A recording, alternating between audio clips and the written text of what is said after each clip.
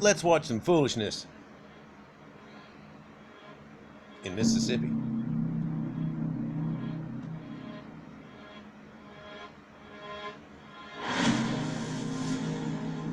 Oh, here's black people who think they're actually mentioned in the Bible and casting down imaginations. That's what we'll be doing today.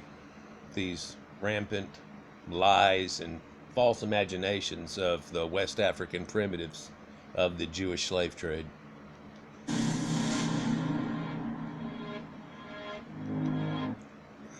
Look how mad and angry these people look, trying to tell people what reality is, and they don't have a clue.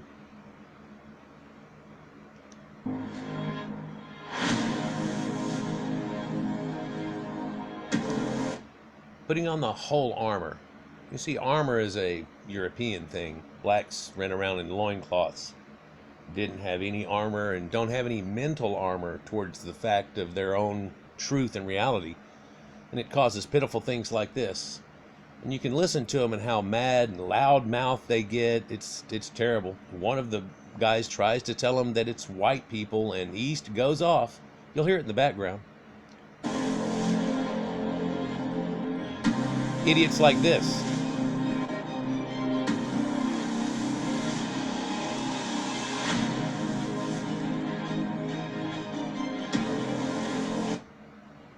Strange you would see recently domesticated primitives trying to decipher prophecy. Of course, all they do is try to relate themselves into a Bible when the Bible doesn't even mention black people. There are those that are deceived, as it says in the Bible, and they're trying to make it happen. They're trying to become the synagogue of Satan, listed right out of Scripture, directly walking into it for their JewDaddy who made them do this. It's hilarious. Let's continue.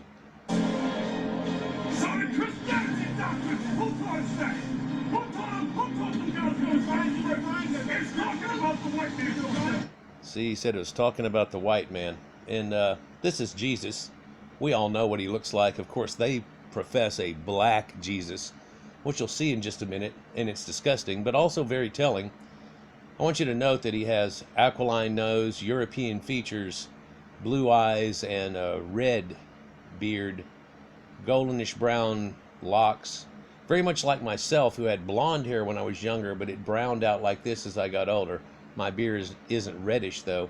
But then again, there's so many people with red hair and pale red skin mentioned in the Bible, like David himself, fair and ruddy and all these things. But blacks want to somehow equate that to being dark black. And if you find an admixed one that's lighter, they go, aha! Of course, there were no admixed blacks back in the day. That happened after slavery. But let's continue. We'll be able to tear this one apart pretty easy, I'm sure.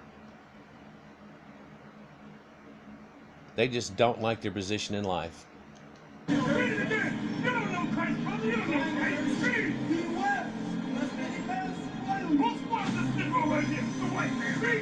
The most worthless. Preaching in a parking lot. There what, 5 or 6 people here? Yelling in a parking lot. Oh, let's see if I can catch this. Couldn't catch it on the first try. Had to edit it out there, but let's see. Can I lower the brightness on that just a little bit so you can see it better? So they flash this up, but as soon as this bottom part comes, it just flashes by real quick so you can't quite read it. Of course, they showed you this Negro prophet somehow, but what does it say that's in the Bible? It says, well, his head and his hairs were white like wool, as white as snow. So if his head is white as snow, then what is this Negroid doing in the picture? His eyes were like fire. Fire has a blue flame in it. It's disgusting we see this type of thing from black people. Again, I'm going to flip it to just before this so you can see how they try to almost clip that part off the bottom. They just want to show you a black man and try to make you have these misbelieved concepts. Blink.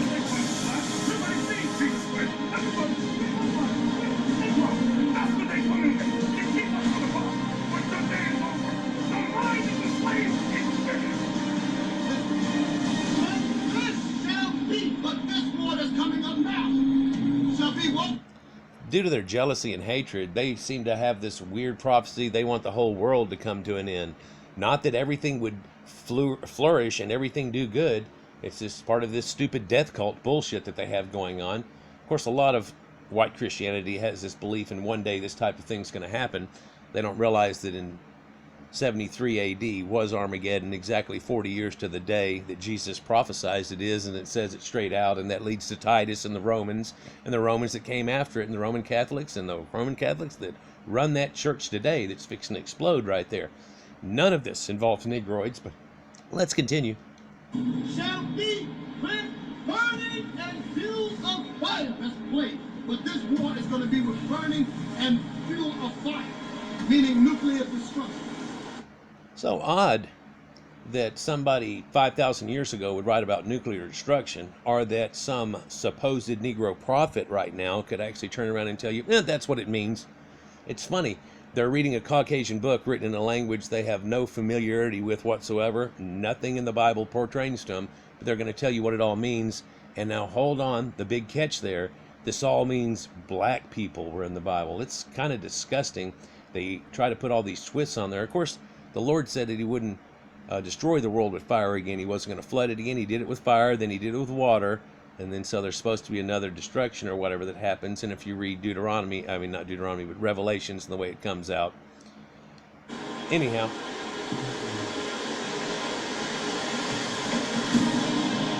Yeah.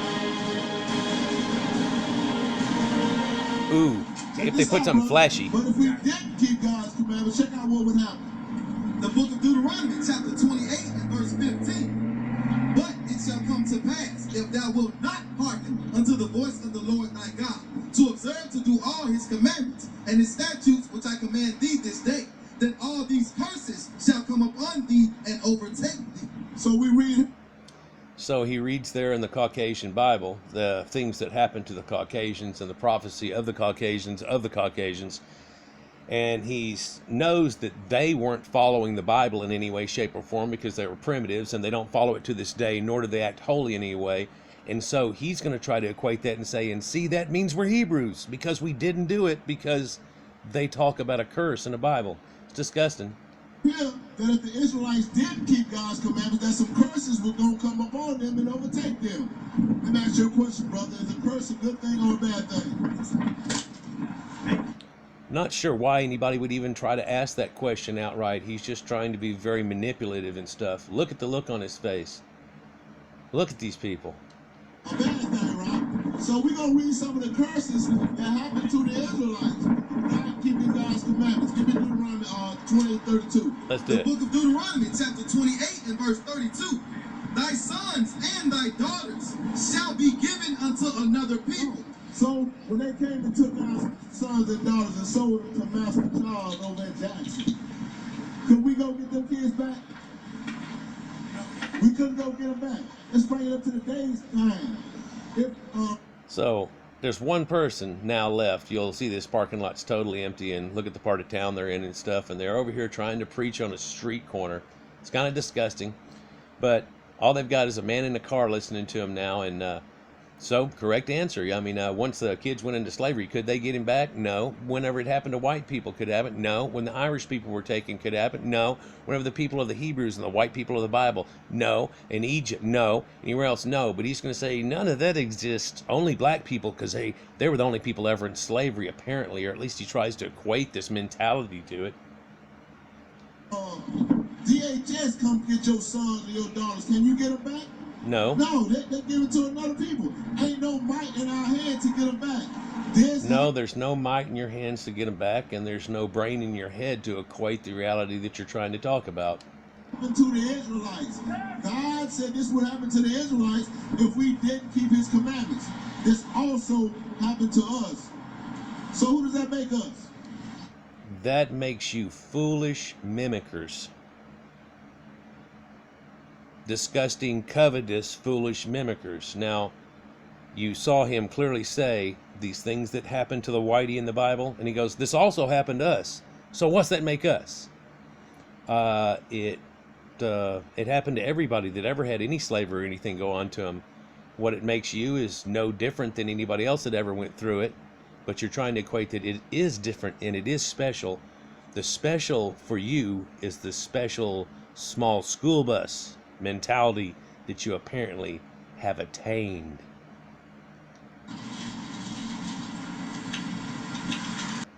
Covetous. Having or showing a great desire to possess something, typically something belonging to someone else. As in, she fingered the linen with covetous hands, like, oh, I want this lady's dress.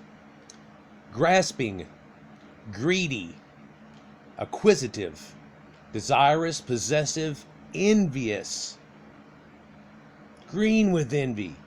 This covetous man will never be satisfied. Who does that make us? If God said this is going to happen to the Israelites, and it happened to us, who does that make us? That makes you look at him. He's like, you trying to make it out where we in the Bible, but we ain't in the Bible. And everyone knows it. Look at him sitting in the white creation of a car, talking crap. Or talking crap to the people that are sitting in the white creation of the car, and the purple color of the Phoenicians and the royalty. And they like to wear that color, but that's with other Caucasians. Who does that make us? Give me verse 48. Verse 48. Deuteronomy chapter 28. We are the Israelites. We're God's chosen people. No, you're chosen to be about the stupidest and low IQ idiots on the planet. And you're proving it with every time you open your mouth. We must keep his commandments. Check this out, brother. Deuteronomy chapter 28 and verse 48. Therefore shalt thou serve thine enemies, which the Lord shall send against thee. Did you hear that word? It said, oh, you're going to serve your enemies. And now, so what they're trying to do is tell you that white people are their enemy. They're not trying to have any unity here whatsoever, or even get along. Yet there's this small contingent of 12.6% of the population who just can't handle it, and they're ruining it for themselves. They just can't really realize it, but here they are. therefore shall I serve thine enemy. Where you gotta go to if you want something to eat, brother?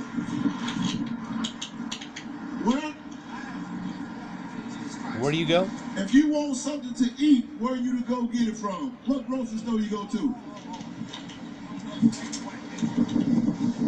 Whose store? The white man's store, right? Read. Yeah, the white man's store. Everything in America, and pretty much in the civilized world, they're jealous about it, so they keep yapping this shit. But yeah, it's the white man stuff. He's got a white man's microphone on. He's wearing white man's clothes. He eats white man's foods. They try to turn it into soul food if they have gravy on it, like they invented gravy or something silly. It's kind of disgusting. Also silly. Hold on, read more. And in thirst. If you want something to drink, who do you go to? Read. The hilarious thing about this is that he sits here making his little monkey sidekick here read for him. They always keep sticking, you know, pastors in real churches actually speak the word of God. This is not an example of anything religious whatsoever. This is just envy and hatred and racism, and trying to use the Caucasian book against ourselves, saying it was their book. I mean, how foolish. But notice how he just sits here and he keeps poking the microphone in his face. Speak, monkey. Speak, monkey. It's disgusting for them to even act like this. It's terrible to have, you know, it's like, oh, here's my mouth. Here's my sidekick. Here's my hype. And in nakedness. If you want some clothes to put on the back, matter of fact, so we read again. And in nakedness, and in the want of all things. And he shall put a yoke. We were going to put a yoke of iron upon our neck until he have destroyed us. Now, I heard that we had a hanging here in Forest, Mississippi. So he put a yoke around this brother's neck. Well, that's disgusting. I think there was somebody last year that they found a black man that was hung someplace and everything. Investigation said that it had something to do with drugs and him having screwed him over with money. But, of course, they're going to try to equate it with lynching. Back whenever black people used to do something along that line where they would actually not wait for a court. because nobody's going to pay to feed that guy for a month and a half till something court happens and stuff. There's no reason to go through that. We already know he's guilty. There is no reason behind it. Did a few of them maybe get wrongfully hanged and killed whenever they maybe should have had a long sentence, or 10, 20 years or things like that a few times? I'm sure it happened a few times. They want to act like every time. And every time a black man goes to jail, he's really innocent. Every time he shoots a cop, he's really innocent. It was the cop's fault that he shot him. You see? Let's see if we can even end this with any dignity to these people anymore, but I don't think they care about having it. Right. They did nothing about it. They hold themselves. Matter of fact, give me Zechariah 11:5. Bring it out. Give me Zechariah 11:5. The Most High God said this was going to happen to us if we didn't keep His commandments.